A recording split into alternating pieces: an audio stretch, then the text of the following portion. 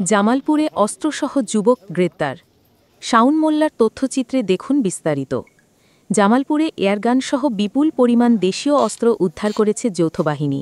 এই ঘটনায় এক যুবককে গ্রেপ্তার করা হয়েছে।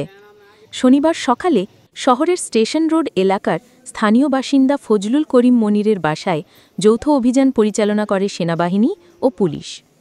অভিযানে ফজলুল করিম মনিরের ছেলে মিয়াজি মেহরাবের ঘর থেকে একটি এয়ারগান, 2টি চাইনিজ কুড়াল, 6টি ধারালো চাকু, 4টি ওয়াকি টকি, একটি তলোয়ার, 2টি দূরবীর, একটি বুলেটপ্রুফ জ্যাকেট সহ বেশ কিছু অস্ত্র উদ্ধার করা হয়।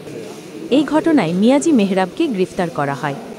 জামালপুর সদর থানার অফিসার ইনচার্জ আবু ফয়সাল মোহাম্মদ আতিক বলেন, গোপন সংবাদের ভিত্তিতে অভিযান চালিয়ে বিপুল পরিমাণ দেশীয় অস্ত্র উদ্ধার সহ এক যুবককে গ্রেফতার করা হয়েছে।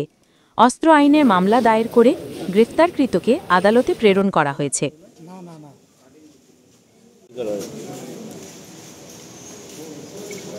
অদ্যভোরে গেটপাড়া এলাকায় মিয়াজি মেহরাব নামক একটা ছেলের কাছে কিছু অবৈধ অস্ত্র আছে মর্মের সংবাদের ভিত্তিতে আমরা যৌথ বাহিনী সহ একটা অভিযান পরিচালনা করি।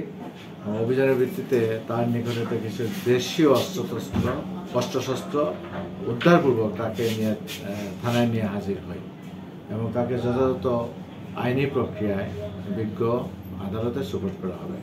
তাকে জিজ্ঞাসাবাদে জানা যায় এই অস্ত্রগুলো সে এই শৌখিনতার বশবর্তী হয়ে সেগুলো অনলাইনে কালেকশন করে।